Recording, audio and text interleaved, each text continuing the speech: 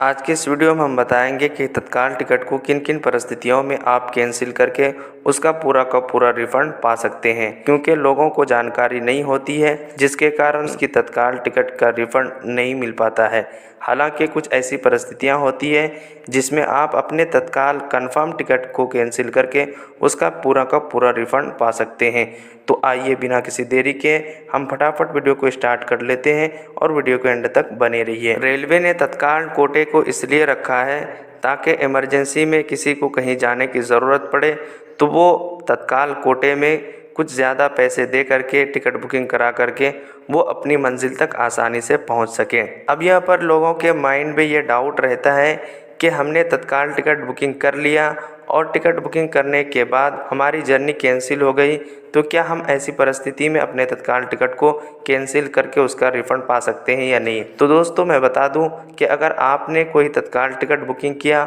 और आपकी तत्काल टिकट कंफर्म नहीं हो पाती है तो वहां पर उस टिकट को कैंसिल करके आप उसका रिफ़ंड पा सकते हैं। वहाँ पर आपका कैंसिलेशन चार्जेस लगेगा। अब रही बात कि अगर कंफर्म तत्काल टिकट है तो उसको हम कैंसिल कर सकते हैं या नहीं।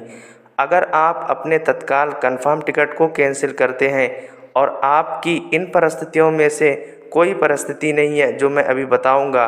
तो ऐसे में आपको उस तत्काल कंफर्म टिकट को कैंसिल करने पर एक भी रिफ़ंड नहीं मिलेगा। अब बात करते हैं कि वो कौन कौन सी परिस्थिति है जिसमें कि तत्काल टिकट को कैंसिल करने पर पूरा का पूरा रिफ़ंड दिया जाता है। सबसे पहली चीज़ ये है कि अगर आपने कोई तत्काल कंफर्म टिकट बुकिंग कराई और उसके बाद वो ट्रेन जिसकी वो टिकट है वो कैंसिल कर दी गई, वो ट्रेन रद्द कर दी गई, तो ऐसे में अगर आप अपने तत्काल टिकट को कैंसिल कराते हैं या फिर खुद से करते हैं तो ऐसे में आपको उस तत्काल कंफर्म टिकट का पूरा रिफ़ंड मिल पाएगा। इसी तरह अगर आपने जिस रूट की जहां से तत्काल टिकट कंफर्म बुकिंग की है वो रूट से ट्रेन को डाइवर्ट कर दी गई है, यानी कि जहां से आप बोर्डिंग करने वाले हैं उस स्टेशन पर ट्रेन ना आकर के किसी दूसरे रूट से चली गई, ट्रेन डाइवर्ट कर दी गई, तो ऐसे में भी आपको तत्काल टिकट का पूरा रिफ़ंड मिल सकता है। इसी तरह अगर आपने जिस क्लास की तत्काल टिकट कंफर्म बुकिंग की